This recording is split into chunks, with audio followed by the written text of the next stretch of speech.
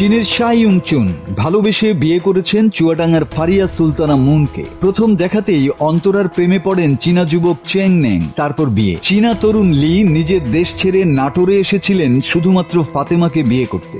বাংলাদেশি মেয়েকে ভালোবেসে এদেশকেই শ্বশুরবাড়ি বানিয়েছেন অনেক চীনা পুরুষ। এতদিন জানতাম প্রেমে পড়লে মানুষ পাগল হয়ে যায়, এবার শুনছি প্রেমে পড়ে পাসপোর্টও চলে যায়। এই নিয়ে ভীষণ চিন্তায় আছেন চাইনিজ পুরুষেরা। বাংলাদেশি মেয়েদের বিয়ে করা কি এখন রিস্কি ইনভেস্টমেন্ট? এবার চীনা দূতাবাসী বলছে বাংলাদেশি মেয়েদের বিয়ে করার আগে দুইবার ভাবুন। চীনা ছেলেদের ঠান্ডা মাথায় এখন ঘুরপাক খাচ্ছে গ্লোবাল টাইমসে প্রকাশিত গরম খবরটি, যেখানে মিশে আছে প্রেম, প্রতারণা আর দূতাবাসের ডিপ্লোম্যাটিক হুঁশিয়ারি। কিন্তু কেন?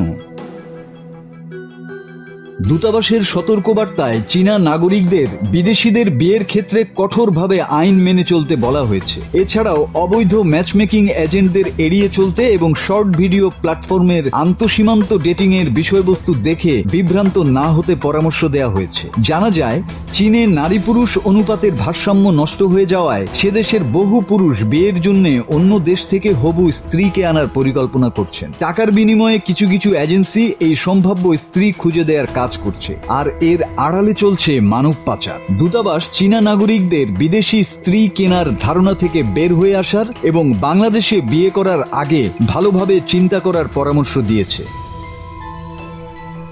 চীনা দূতাবাস জানিয়েছে তাদের দেশে কোনো এজেন্সিকে আন্তঃসীমান্ত বিবাহ ম্যাচমেকিং পরিষেবা চালানোর অনুমতি দেয় না। তাই চীনা নাগরিকদের এসব এজেন্সি থেকে দূরে থাকতে এবং অনলাইন রোমান্স স্ক্যাম থেকে সতর্ক থাকতে পরামর্শ দেওয়া হয়েছে, যাতে আর্থিক ও ব্যক্তিগত উভয় ক্ষতি এড়ানো যায়। এ ধরনের কেলেঙ্কারির শিকার ব্যক্তিদের দ্রুত চীনের জননিরাপত্তা কর্তৃপক্ষের কাছে রিপোর্ট করতে বলেছে দূতাবাস। দূতাবাস মানব পাচারের বিরুদ্ধে বাংলাদেশের কঠোর অবস্থানের কথা তুলে ধরে সতর্ক করেছে যে বাংলাদেশে অবৈধ আন্তঃসীমান্ত বিবাহে জড়িতরা মানব পাচারের সন্দেহে গ্রেপ্তার হতে পারেন। দূতাবাস আরও উল্লেখ করেছে, বাংলাদেশে বিচারিক প্রক্রিয়া সাধারণত দীর্ঘ হয়। যদি কেউ মানব পাচারের সন্দেহে গ্রেপ্তার হন, তবে আইনি প্রক্রিয়া শেষে রায় পেতে কয়েক মাস বা এমনকি কয়েক বছরও লাগতে পারে। সেক্ষেত্রে ব্যক্তির জীবন ও পারিবারিক পুনর্মিলন মারাত্মকভাবে প্রভাবিত হতে পারে। মাসুদ হাসান, বাংলা টিভি।